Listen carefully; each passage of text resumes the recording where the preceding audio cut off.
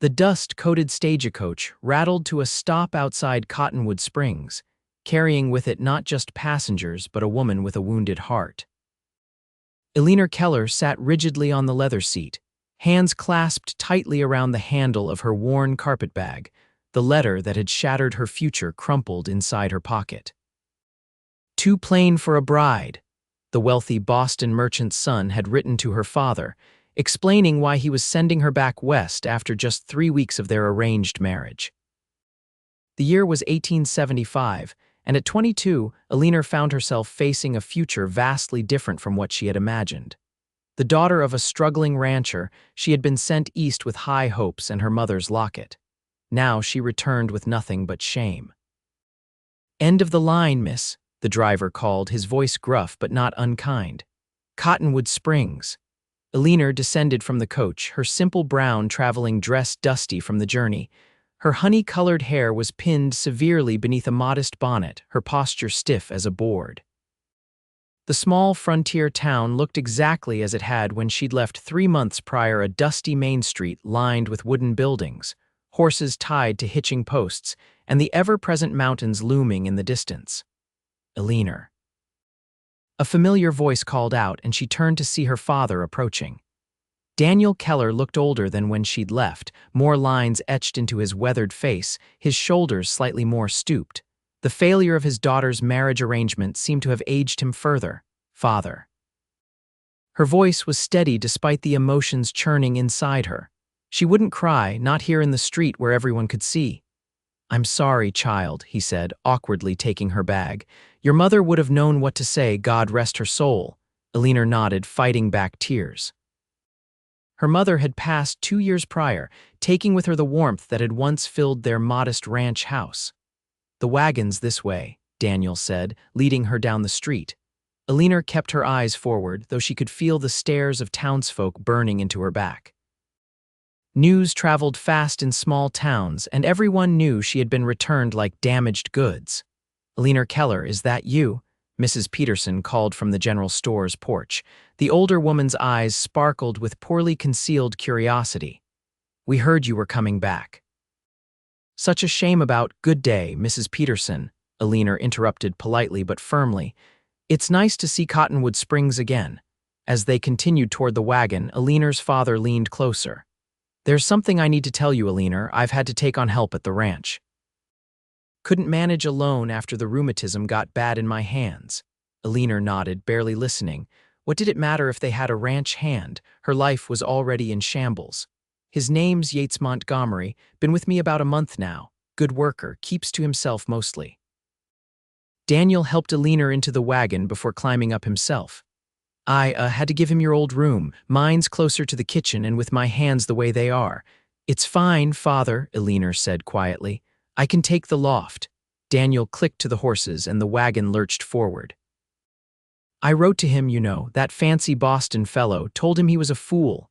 Eleanor stared straight ahead. "Please, Father, I'd rather not discuss it." The journey to the ranch passed in uncomfortable silence. The late afternoon sun cast long shadows across the rugged landscape as they approached the modest ranch house nestled against the foothills. A small barn stood nearby, along with a corral where several horses grazed. As the wagon rolled to a stop, Eleanor noticed a tall figure emerging from the barn. He moved with the easy grace of a man comfortable in his own skin, broad-shouldered and lean-hipped in the way of men who worked hard for a living. "That's Montgomery," her father said, nodding toward the approaching man. Eleanor composed herself, ready to be polite but distant to this stranger who had taken her place in her childhood home. Yates Montgomery removed his hat as he approached the wagon, revealing thick dark hair that curled slightly at the ends. His face was tanned from the sun, with strong features and eyes so intensely blue they were startling against his bronzed skin. A neatly trimmed beard framed a mouth that looked like it smiled easily, though it was serious now. "Mr. Keller," he greeted, his voice deep and smooth like good whiskey. Then his gaze shifted to Eleanor and something flickered in those blue eyes, surprise, followed by something else she couldn't name. "This is my daughter, Eleanor," Daniel said gruffly. "Eleanor, this is Yates Montgomery." Miss Keller, Yates said, inclining his head. His eyes never left her face, studying her with an intensity that made her uncomfortable. Mr. Montgomery. Eleanor nodded formally, refusing to show how his scrutiny affected her. No doubt he had heard the gossip about why she had returned. The thought made her cheeks burn with humiliation. "I'll help with your things," Yates offered, reaching for her bag. "I can manage," Eleanor said quickly, clutching her carpet bag closer. A ghost of a smile touched his lips. "I'm sure you can, Miss Keller, but my mama raised me better than to stand by while a lady carries her own baggage." Before she could protest further, he had taken the carpet bag from her hands. Their fingers brushed briefly, and Eleanor felt an unexpected jolt at the contact. She withdrew her hand quickly, unsettled by her reaction. "I've prepared the loft for you," her father said as they walked toward the house. "Put fresh linens on the bed and cleared out some of the storage." "Thank you, Father." Eleanor followed him inside, acutely aware of Yates Montgomery following behind her. The house smelled of coffee and wood smoke, familiar yet somehow different. Eleanor noticed small changes: a new quilt on her father's chair, coffee cups she didn't recognize, boots by the door that weren't her father's. "I'll just take this up for you," Yates said, heading toward the ladder that led to the loft. "The loft's not proper for a lady," Daniel said suddenly, looking troubled. "I didn't think—" "It's fine, Father," Eleanor insisted. "I don't mind." "No, it ain't right," her father continued. "Montgomery, you take the loft. Eleanor can have her old room back." Yates paused, looking between them. "I'm happy to move, sir." "No," Eleanor said firmly. "Please don't disrupt your arrangements on my account. The loft will suit me fine." Yates studied her for a moment, then nodded. "If you're sure, Miss Keller." He carried her bag up the ladder, disappearing into the loft space above. When he came back down, he looked directly at Eleanor. "I'll move my things out tomorrow. The room is yours." "Mr. Montgomery, I insist," Eleanor began. "Miss Keller," he interrupted gently, "I've been sleeping under the stars most of my life. A loft is luxury by comparison." His eyes held hers, and for a moment Eleanor couldn't look away. "Besides, it ain't right for the lady of the house to sleep anywhere but in a proper room." Eleanor wanted to argue, but something in his steady gaze stopped her. This wasn't pity, it was respect, plain and simple. "Thank you," she said finally, conceding with as much dignity as she could muster. Yates nodded once, then turned to her father. "Those fence posts on the north pasture are set, Mr. Keller. I'll finish stringing the wire tomorrow." "Good, good," Daniel replied, clearly relieved the awkward moment had passed. "We'll need to move the yearlings by the end of the week." "I'll see to it," Yates promised, then turned back to Eleanor. "Miss Keller, welcome home." With that, he placed his hat back on his head and walked out the door. Eleanor watched him go, puzzled by the man. There had been no curiosity in his eyes, no gleam of gossip-hungry interest when he looked at her. Just a simple, direct gaze that saw her as she was, not as the woman returned for being too plain. Later that evening, after a quiet supper with her father, Eleanor stood on the porch, watching the sunset paint the distant mountains with gold and crimson. The air was cooling rapidly, carrying the scent of sage and pine from the hills. "Beautiful, isn't it?" Yates's voice came from beside her, startling her. She hadn't heard him approach. "Yes," she agreed, keeping her eyes on the horizon. "I missed this in Boston." Yates leaned against the porch railing, his presence solid yet undemanding. "I imagine Boston has its own kind of beauty." Eleanor's lips curved in a humorless smile. "Yes, but it's a cold beauty, calculated, everything and everyone measured by appearance and worth." Yates was quiet for a moment. Some folks don't know how to recognize true beauty when they see it. Eleanor's head turned sharply toward him, searching his face for mockery, but found none. His expression was open, his blue eyes reflecting the dying sunlight. "Mr. Montgomery, Yates," he corrected gently. "Mr. Montgomery," she repeated firmly, "you needn't feel obligated to offer kind words. I'm quite aware of my shortcomings." His brow furrowed slightly. "Shortcomings?" Eleanor felt her cheeks flush with embarrassment and anger. "Please don't pretend you haven't heard the gossip." "The entire town knows I was sent back because I was deemed too plain to be a suitable bride." Yates straightened, his expression hardening. "Then the entire town and that Boston fellow most of all are fools." Eleanor blinked in surprise at the conviction in his voice. Miss Keller, I've traveled from Texas to Montana and everywhere in between, met all manner of people along the way. His eyes held her steadily. And I can tell you with absolute certainty that you are far from plain. For a moment, Eleanor couldn't breathe. No one had ever spoken to her this way directly, honestly, without flattery or condescension. You don't need to say such things, she managed finally. I don't say things I don't mean, Yates replied simply. Never have, never will. Before Eleanor could respond, he tipped his hat and stepped off the porch. Good night, Miss Keller. Eleanor watched him walk toward the barn, her heart beating strangely fast.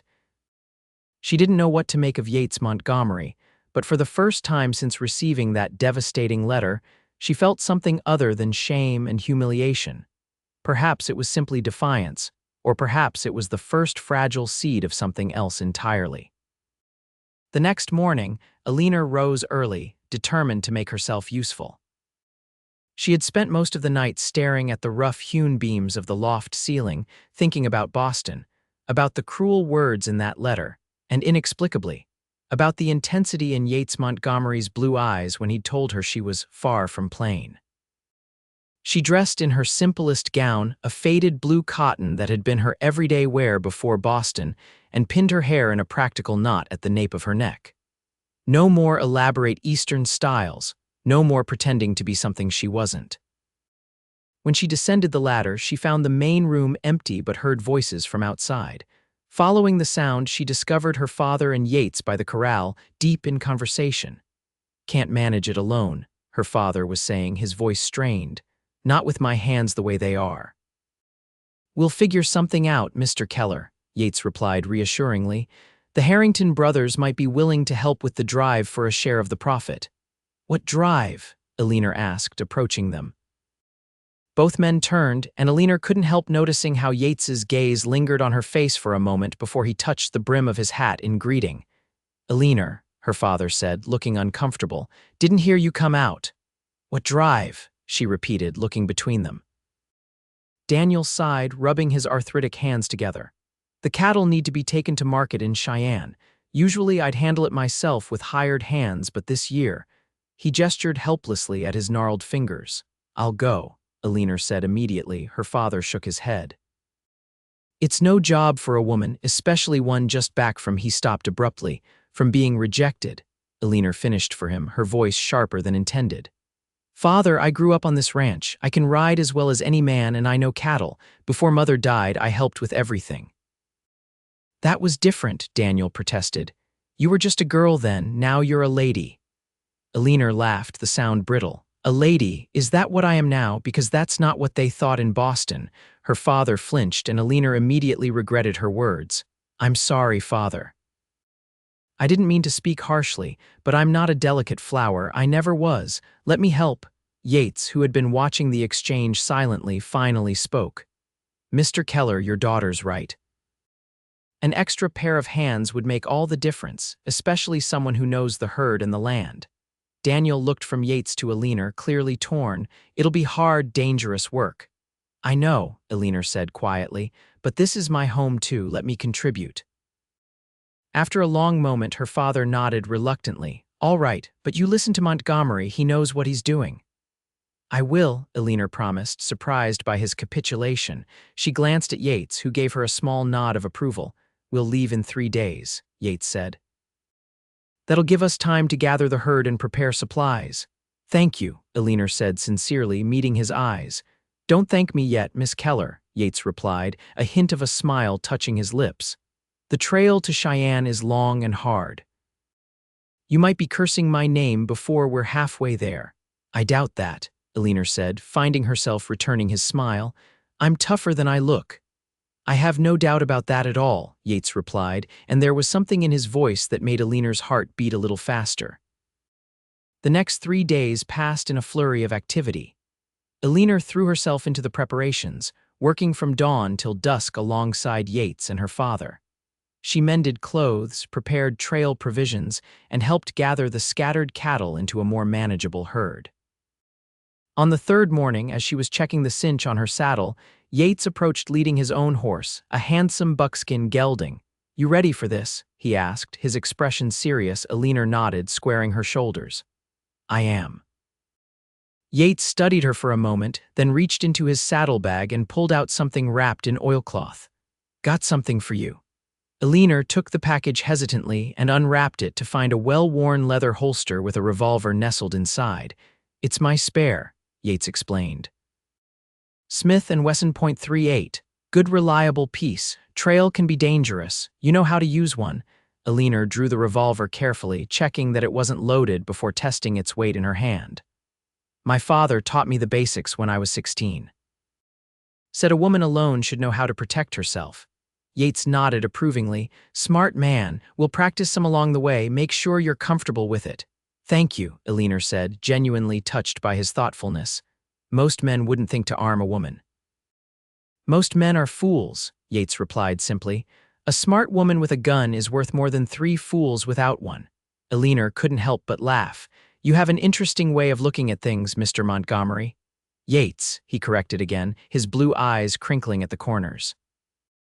"If we're going to be trail partners, you ought to use my given name." Eleanor hesitated, then nodded.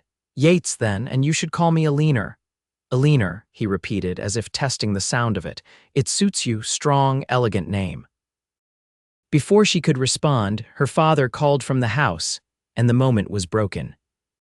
But as they prepared to depart, with the cattle gathered and the Harrington brothers joining them as additional hands, Eleanor found herself watching Yates more often than not, intrigued by this man who looked at her and saw someone worth respecting. The first few days on the trail were punishing. Eleanor's muscles screamed in protest after hours in the saddle, but she never complained. She took her turns at watch duty, ate the simple trail food without comment, and did her share of the work without hesitation. On the 4th night, as they made camp by a small stream, Eleanor sat by the fire rubbing liniment into her sore hands. The skin was raw from handling the reins all day, unused to such rough treatment after her months in Boston. "Here," Yates said, sitting beside her and holding out a small tin. "This works better than that store-bought stuff." Eleanor hesitated, then accepted the tin. Inside was a greenish salve that smelled of herbs and beeswax. "My grandmother's recipe," Yates explained. "Cherokee woman who knew more about healing than any doctor I ever met." "You're part Cherokee?" Eleanor asked, surprised. Yates nodded, taking her hands and applying a small amount of the salve to her reddened palms. His touch was gentle but matter-of-fact, as if tending to her hands was the most natural thing in the world. "My mother's mother," he said, carefully rubbing the salve into her skin. "Taught me a lot before she passed. How to track, how to find water, how to make medicines from plants most folks would just call weeds." Eleanor watched his face as he worked, noting the concentration in his eyes, the way his dark brows drew together slightly. "Your hands are healed," she observed, "but they've seen their share of work." Yates glanced up, meeting her eyes with a small smile. "Been working since I was old enough to walk.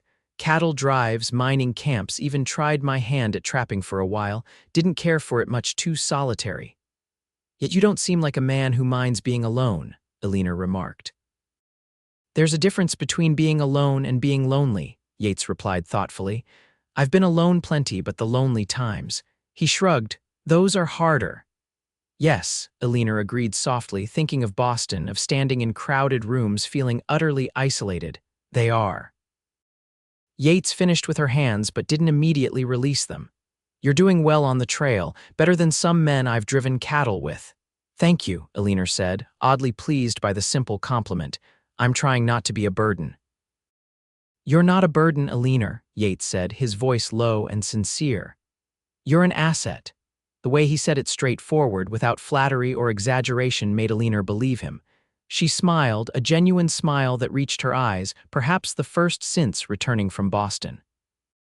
Yates seemed momentarily transfixed by that smile, then he cleared his throat and released her hands. "Better get some rest. Dawn comes early."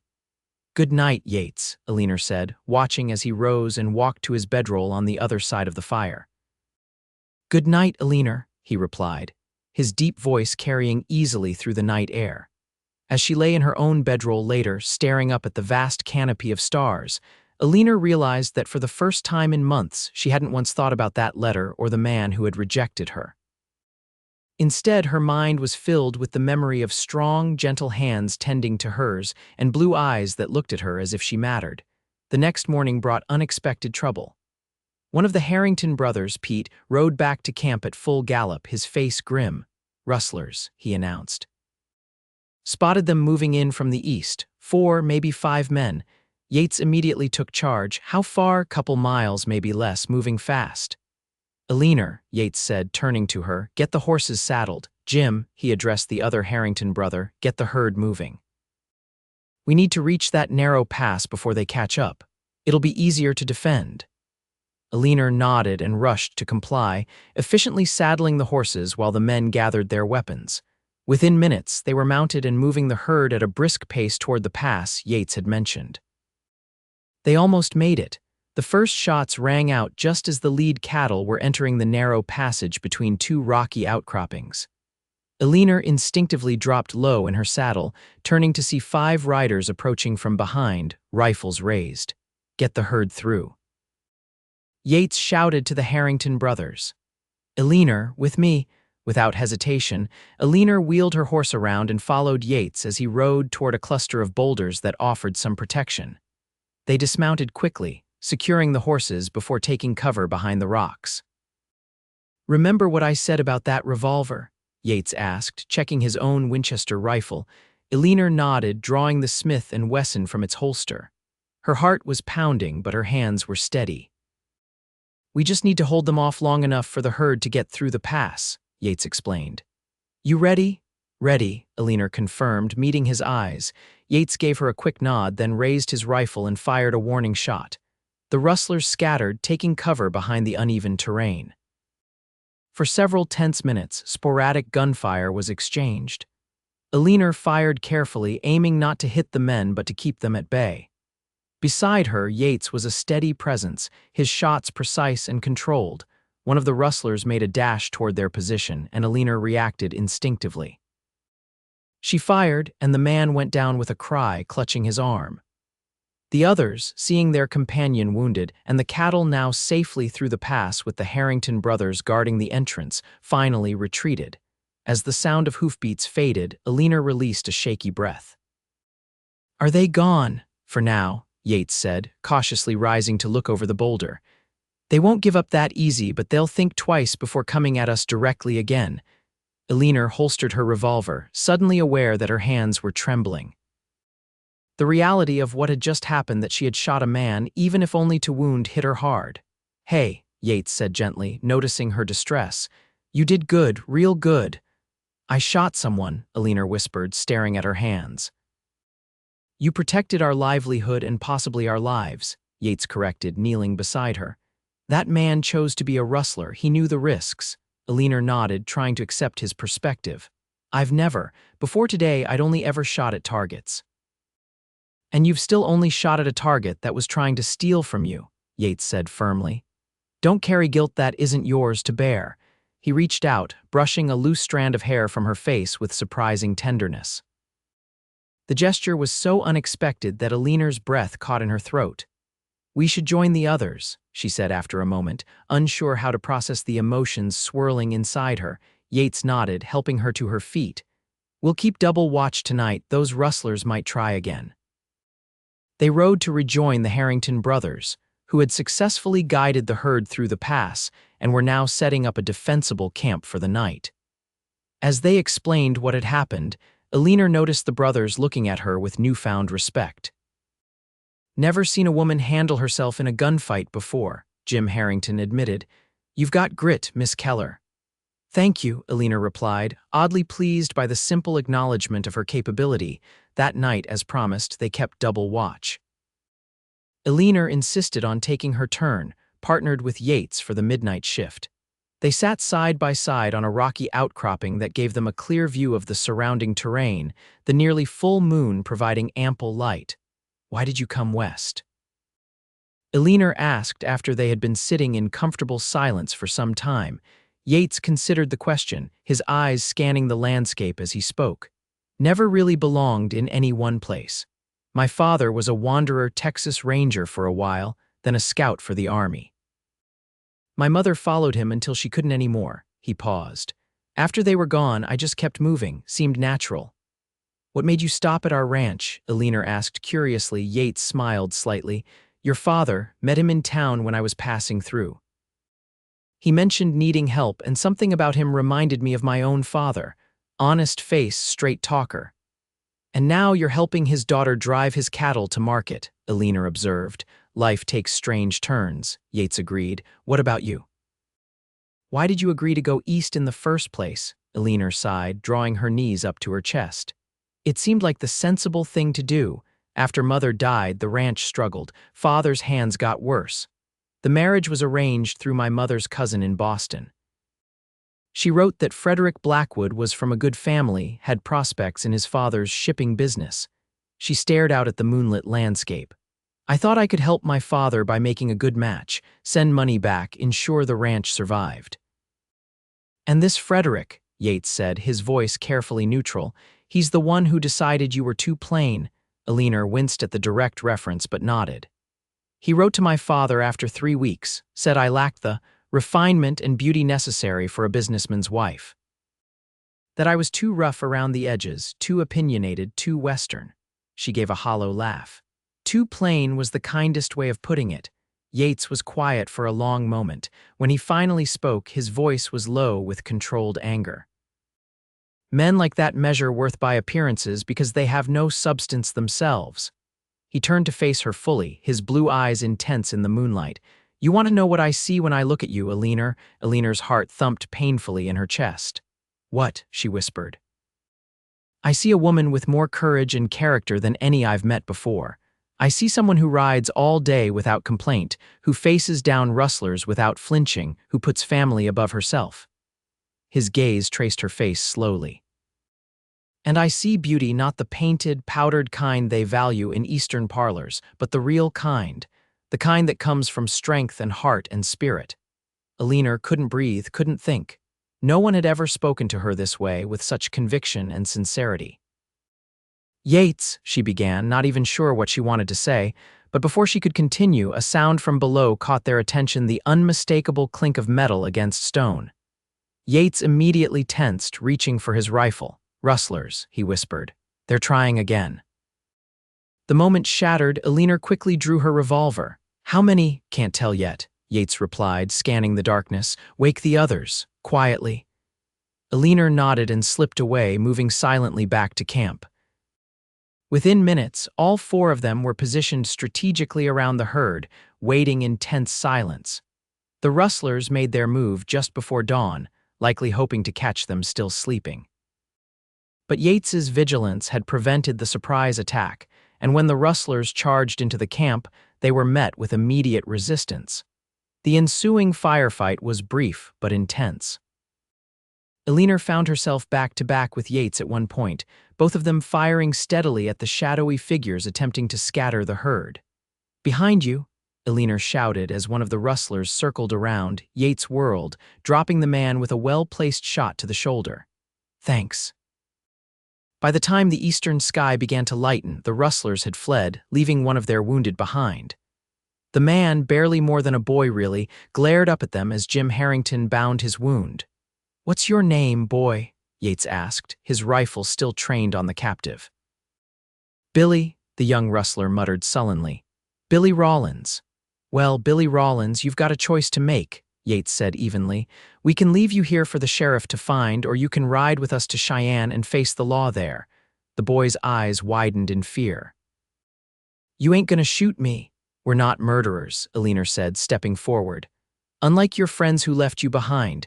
Billy looked at her in surprise, clearly not expecting compassion from a woman he'd been trying to rob.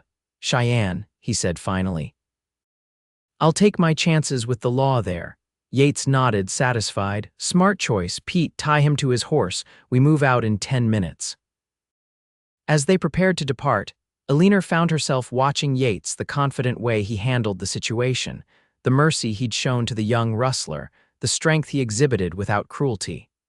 Something warm unfurled in her chest, something she was becoming increasingly unable to deny. She was falling in love with Yates Montgomery. The realization should have frightened her after her recent humiliation, but instead, it felt right.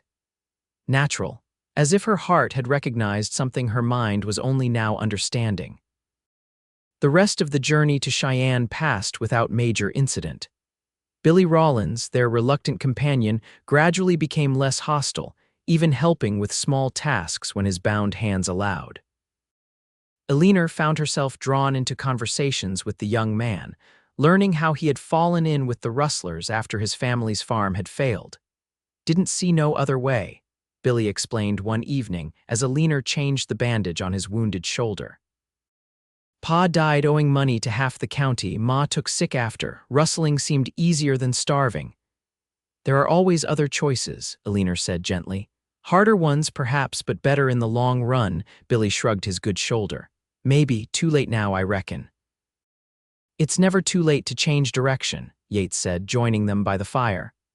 "I knew a man once who was a bank robber for 15 years. Last I heard, he was a preacher in Arizona Territory." Billy looked skeptical but thoughtful. "You really believe that folks can change?" "I believe we're all more than the worst things we've done," Yates replied, his eyes meeting Eleanor's over the fire.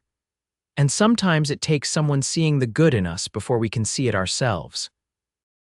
Eleanor felt the weight of his gaze, understanding he was speaking of more than just Billy's situation. Her cheeks warmed, and she busied herself with securing the bandage. When they finally reached Cheyenne, the town was bustling with activity. Cattle drives from all over the territory had converged for the seasonal market, and the streets were filled with cowboys, merchants, and townspeople. They delivered Billy to the sheriff with an account of what had happened, and Yates surprised everyone by putting in a good word for the young man. "He had chances to run, didn't take them," Yates told the sheriff. "Helped with the herd when he could. Might be worth giving him a chance to make amends beyond just jail time." The sheriff, a weathered man with shrewd eyes, nodded thoughtfully. "I'll take it under advisement, Montgomery." Boys got a clean record otherwise. After settling that matter, they turned to the business of selling the cattle. The market was favorable, and by the end of 2 days of negotiations, they had secured a better price than Daniel Keller had dared hope for. "Your father will be pleased," Yates said as they counted the money in the private room they'd rented at the hotel for security. The Harrington brothers had already departed for home with their share, leaving Yates and Eleanor to handle the final transactions. "He will," Eleanor agreed, carefully recording the figures in the ledger she'd brought. "This will keep the ranch secure for at least 2 years, maybe more if we're careful." Yates watched her work, a small smile playing at his lips. "You're good with numbers." Eleanor glanced up, returning his smile. "Mother taught me, said a woman should always understand finances even if society thinks otherwise." "Your mother sounds like she was a wise woman." "She was," Eleanor said softly. "I think she would have liked you." The words slipped out before she could stop them, and she immediately busied herself with the ledger again, embarrassed by the implication. Yates was quiet for a moment, then said, "I would have been honored to meet her." The sincerity in his voice made Eleanor look up again. He was watching her with an expression that made her heart beat faster open, warm, full of something that looked remarkably like tenderness. "Yates," she began, but a knock at the door interrupted whatever she might have said. It was the hotel clerk with a telegram that had just arrived for Yates. He read it quickly, his expression growing serious. "What is it?" Eleanor asked, concerned. "It's from your father," Yates explained, handing her the telegram. "He's had an accident, fell from the hayloft. He says he's all right, but—" Eleanor scanned the brief message, her stomach knotting with worry. "We need to get back." "We'll leave first thing in the morning," Yates agreed. "I'll make the arrangements."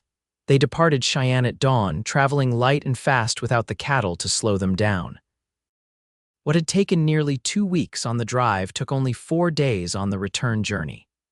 They rode hard during daylight hours, stopping only when necessary, their concern for Daniel pushing them to maintain a grueling pace. On the final night before reaching Cottonwood Springs, they made camp by a small stream. Eleanor was exhausted, the worry for her father combined with the physical exertion of hard riding taking its toll. She sat by the fire, staring into the flames, lost in thought.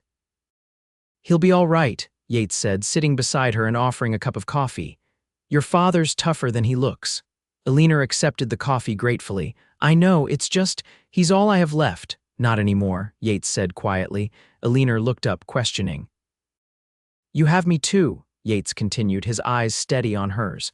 If you want me, that is. Eleanor's breath caught. What are you saying, Yates? He set his coffee aside and took her free hand in his.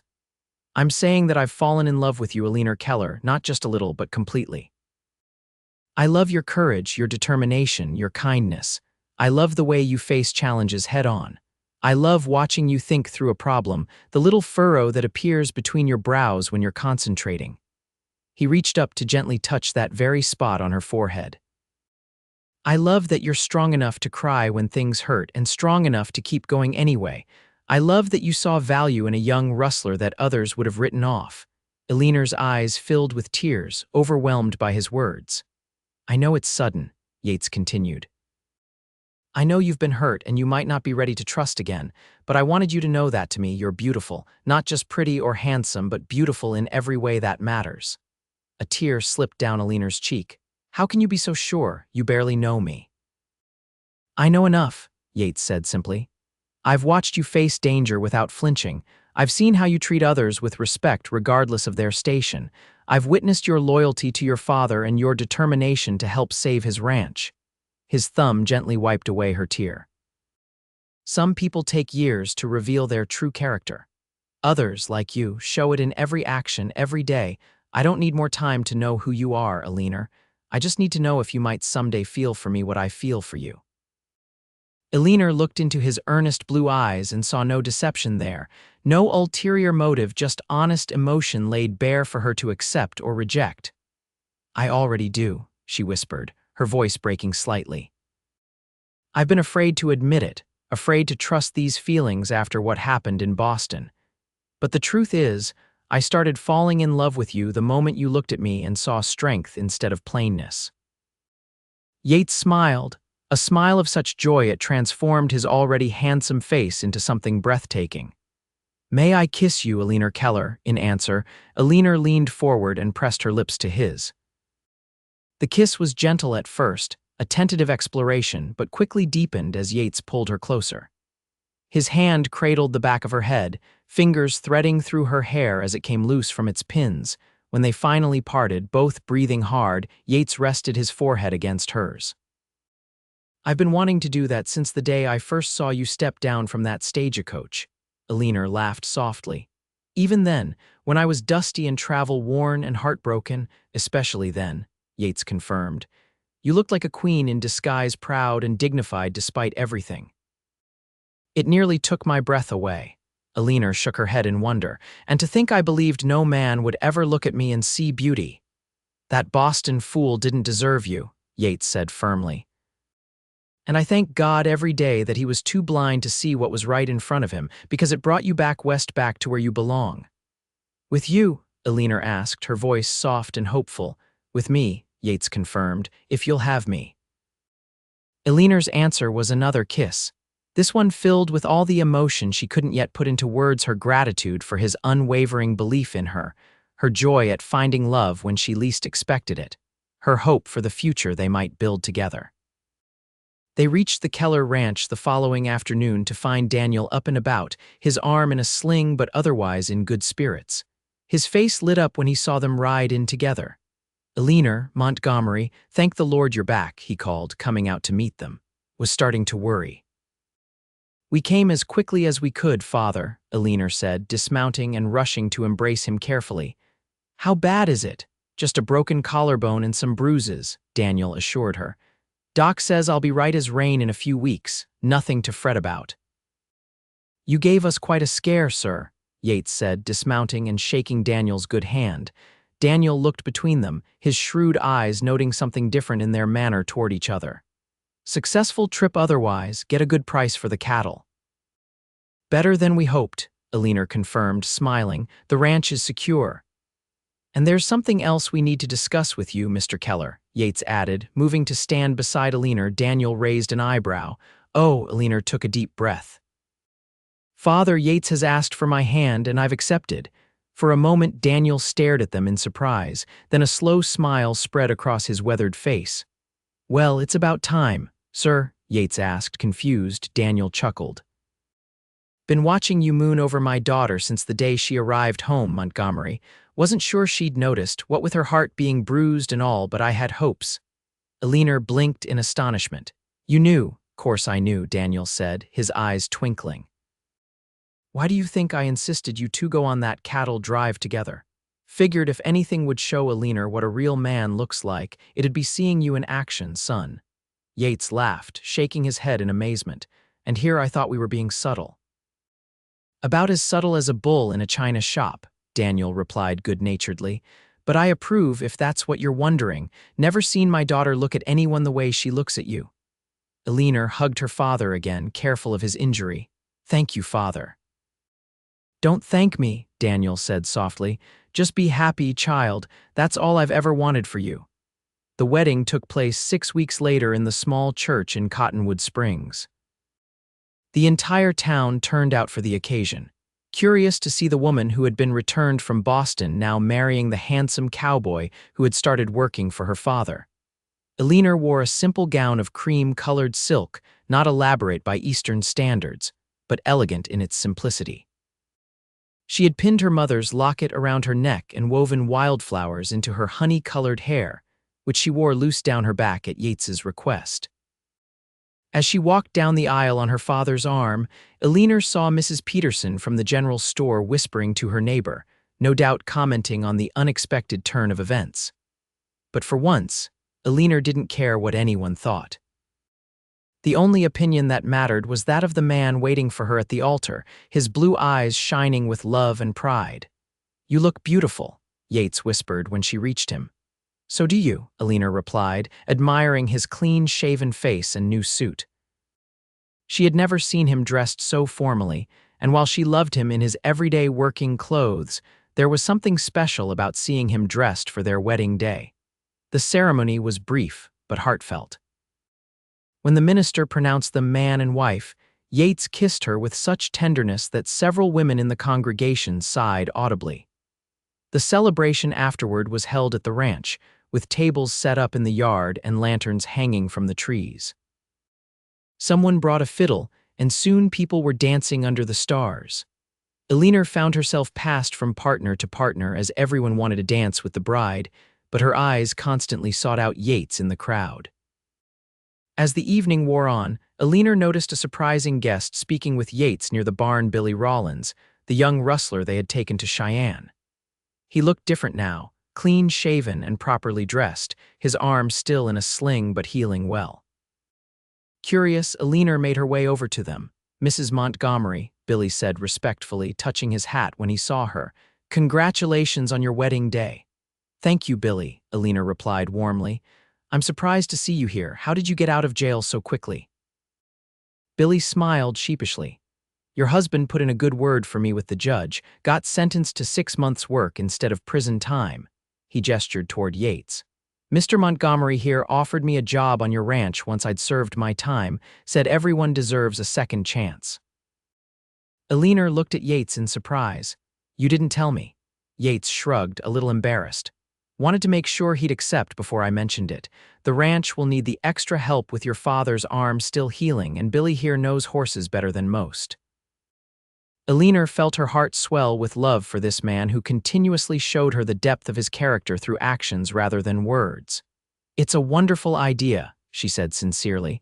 "We'd be happy to have you, Billy, once you've completed your sentence." The young man nodded gratefully. "I won't let you down, madam, either of you, that's a promise." After Billy had moved on to get some food, Eleanor turned to her husband. "You are a remarkable man, Yates Montgomery." Yates shook his head, "Just doing what's right. Everyone deserves the chance to prove they're more than their mistakes."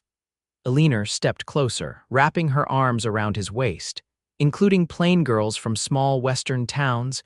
Yates cupped her face in his hands, his expression serious. "You've never been plain, Eleanor, not to me. From the moment I saw you, I thought you were the most beautiful woman I'd ever laid eyes on. Even covered in trail dust with a revolver in my hand," Eleanor teased. "Especially then," Yates confirmed with a grin. There's nothing more beautiful than a woman who knows her own strength. As the celebration continued around them, Yates led Eleanor away from the crowd, toward the quiet solitude of the creek that ran at the edge of the property. The night was warm, the sky ablaze with stars, and the sounds of music and laughter drifted to them on the gentle breeze. Happy. Yates asked, pulling her into his arms. Happier than I ever thought possible, Eleanor admitted, resting her head against his chest. If Frederick hadn't rejected me, I would never have come home, never have met you. Then I owe that man a debt of gratitude, Yates said, tilting her chin up to look into her eyes. Though I still think he's the biggest fool west of the Mississippi. Eleanor laughed softly. East of the Mississippi, he's in Boston, remember? East, west, north, or south doesn't matter. Still a fool, Yates insisted. But his loss is my gain, and I plan to spend the rest of my life making sure you never doubt your beauty inside or out ever again. I believe you, Eleanor whispered, standing on tiptoe to kiss him, and I plan to spend the rest of my life loving you for it. In the years that followed, the Keller Montgomery ranch thrived under their joint care. Daniel recovered from his injury and lived to see his first grandchild born, a sturdy boy with Yates's blue eyes and Eleanor's honey-colored hair. 2 daughters followed in quick succession, both with their mother's quiet strength and their father's adventurous spirit. Billy Rawlins made good on his promise, becoming a valued ranch hand and eventually the foreman when Daniel finally retired. The ranch expanded, and their reputation for fair dealing and quality cattle spread throughout the territory. Sometimes, when visitors came from the east seeking to buy breeding stock, Eleanor would catch them looking at her curiously, perhaps wondering how this confident, capable woman had ever been considered too plain to be a suitable bride. But Eleanor never gave it a second thought. For every morning when she woke beside Yates, every time he looked at her across a crowded room with that special smile meant only for her. Every moment he took her hand in his, as they watched their children grow, she knew the truth that he had seen from the very beginning. Beauty wasn't found in perfectly arranged features or fashionable clothing. It resided in strength and courage, in kindness and determination, in the capacity to love and be loved in return. And by that measure, Eleanor Montgomery had never been plain at all. On their 10th wedding anniversary, Yates surprised Eleanor with a special gift, a silver locket to replace her mother's, which had finally worn beyond repair. Inside was a miniature photograph of their family and an inscription that read, "To the most beautiful woman I have ever known inside and out, forever yours, Yates." As she fastened it around her neck, Eleanor caught her reflection in the mirror. The years had added a few lines around her eyes, a touch of silver at her temples, but she hardly noticed these changes. Instead, she saw what Yates had always seen: a woman of strength and grace, of passion and purpose, not plain at all, but beautiful beyond measure. And as Yates came up behind her, wrapping his arms around her waist and pressing a kiss to her neck, Eleanor knew she had found the greatest treasure the Wild West had to offer: a love based not on appearances or expectations, but on the true recognition of one's soul by another. Still happy. Yates murmured against her skin, echoing the question he had asked on their wedding night. Eleanor turned in his arms, her heart as full as it had ever been. "More than ever," she promised, and sealed the words with a kiss.